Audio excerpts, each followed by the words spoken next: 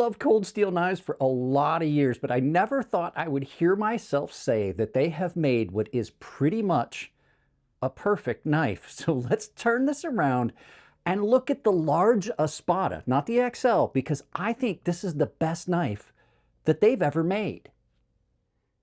All right, guys, we are looking at the cold steel Espada. Now, this is the large version. I do have the XL version, but it's just for fun. This is actually an incredible knife. So we're going to get some specs out of the way. It's all on the box here. But this thing is just incredible. And I've been carrying this pretty much every day, as you can see, since I got it before New Year's. So almost 2 months now.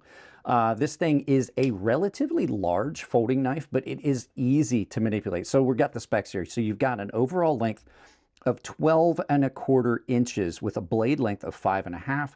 AUS 10A steel on this, and their heat treat on this is amazing, by the way. We're going to talk about that. 9.5 ounces, which is kind of heavy, but it carries very well. And then you see the other specs here. It's a G10 handle. Now, there is a more expensive version of this, but let's get these size comparisons out of the way first.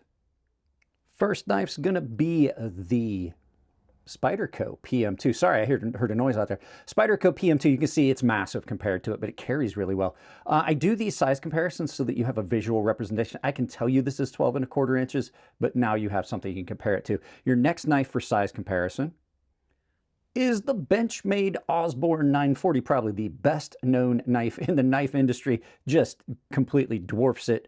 And your final knife for size comparison is the legendary Chris Reeve Sebenza Large 21 right here, just massive in comparison. So let's go ahead and talk about this knife and get this out of the way. So let's go ahead and take a look at this because this thing has really surprised me. So you do have these big G10 handles with a lot of different grips. It is a very comfortable knife in hand. It's also super comfortable to carry. You guys have seen that in some of the other videos. So you've got all these handholds, but what really surprises me how well balanced this is and how easy it is to use and carry. So this, even though this is a large knife, it definitely sets itself out because it's so easy to use. It has got a clip point blade, which means that you've got the blade kind of farther away from the line of sight. So it is harder to use the very tip of the knife, but you have got this nice long blade. So you've got a lot of flat, more than you have on typical knives, even though it's slightly radiused.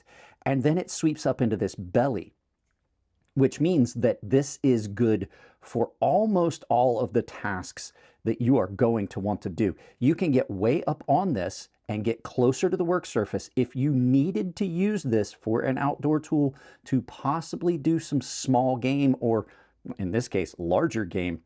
Perfectly easy to do that. The AUS 10 on this came, I think the heat treat on it is just perfect. This is one of the sharpest knives I've ever had. I will try to put up some of the footage from one of my shorts where I was doing I was paper towel and toilet paper roll tests. G10 handles on this are not super thick this way, which means it sits in the pocket beautifully, but then they are broad enough that you've got that really, really good grip. You've got multiple handholds. You can get all the way back here if you need to. Now, this is a knife that you could get away with doing some chopping with. There's not a lot of knives out there on the market. Sorry guys, my camera keeps shifting angles on me here. It doesn't seem to quite be where I want it. At any rate, we'll just adjust it on the fly. I don't like doing that, but I'm tired of being such a perfectionist. At any rate, so much going on in this. With that triad lock, you can chop. You can do a lot of things you could not do with other folding knives. The triad lock is an incredibly strong lock, and it's ambidextrous. The cool thing that they've done here is Cold Steel, for years has done this.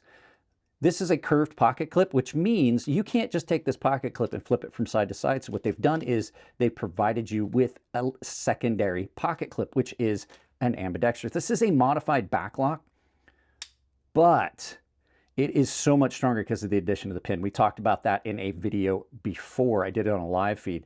The thumb plate on this is perfect. I don't know why more companies don't switch to something like this. So what you get is the wave feature like you would get on an Emerson Wave, but what you don't get on an Emerson Wave feature is the ability to thumb roll that out. Even though this is a big knife, you can just deploy it with your thumb. Now you can't really close it one-handed. I suppose you could if you're using like the top of something and then you roll into it and then you can close like that. But I'm talking just like you would release the lock like on some others. But I don't care about recovering from the open position. I don't care about how fast it is to get it closed. I care about how fast it is to get it open. With those multiple handholds, like I said, you can get into any distance from the cut you want. And for a self-defense item, now I have got, I hate to say it like this, like it's the fun, goofy stuff that Lynn Thompson always said, but now I have gotten myself further back from the threat than I was before. I now have got more reach to do a stabbing motion or a slashing motion. Speaking of which, slashing, this thing will be just about perfect. So it's not a perfect knife. So we do have to talk about flip side of the knife, flip side of the story, but it is about as perfect as a cold steel knife's ever been, in my opinion. So let's go ahead and do that, turn it around, and talk about the negative stuff. Okay, there's a handful of things here. First and foremost, for me, that is a big one, is the amount of tearing up of pockets. I accidentally bent this pocket clip out. I'm not going to fix it because it doesn't tear up pockets anywhere near as much. That is something you have to look at. Like if it's destroying the clothing you're wearing, it can get expensive. The next thing is that the triad lock has been incredibly strong and difficult to, historically has been very difficult to disengage. The spring in it is really strong, which means it's really hard to disengage that lock. That could be problematic for some people. I have a couple friends that cannot disengage the lock on this one or the XL version. The next thing is, it is a big knife. This might not be the knife for a lot of people. One, it can be difficult to carry. Two, it's heavy. And it is sometimes just a bit too much. It can get, there's a lot of things you just can't do with this knife because of the size limits. You know what I mean? There's a lot of things that become difficult when you're trying to control a knife that's starting to get in the longer scope of things. And then the last thing that is kind of a negative is there's a lot of places that this is 100% illegal. I have a lot of much smaller folding knives that I would not be able to carry in certain jurisdictions, and that poses a problem for a lot of people. This is something that would be a camp knife, throw it in your backpack, things like that.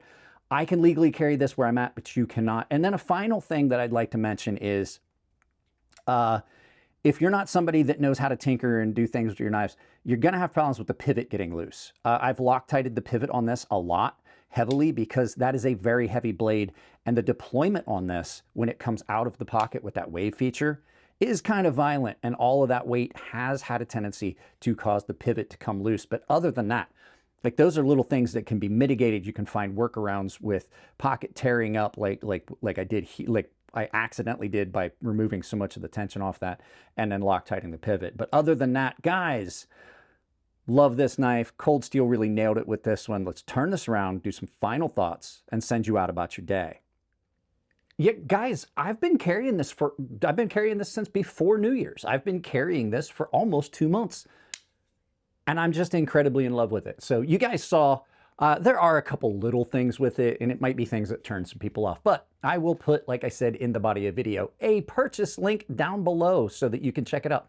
You guys know what to do. Like, share, subscribe, drop a comment, hit the bell icon. Make sure you check out all the affiliate links down below, not just the link to this knife, because I got links to most of the major knife vendors down there, and I have an Amazon store. Take the Amazon store, pin it to your browser, use it for any Amazon shopping you're gonna do. None of those cost you anything extra at checkout. They simply support the channel. 2 of them have discounts built in. Coffee Brand Coffee and Temper Trail, best coffee you're gonna find. I don't care what Tim Pool says about cast brew coffee. Coffee Brand Coffee is the best coffee I've had. I also have got a membership. If you want to support the channel that way, you can just go, you get early access to videos. It says join on there somewhere. But you get early access to videos, exclusive content, and I'm starting to set up for giveaways. I also have a coupon code of Crazy Sharp, all one word, that works at Farrenforge Knife Works, KATSU Knives, Rosecraft Blades, Otter Arms for the gun stands, and Otter EDC for those haptic fidget spinners.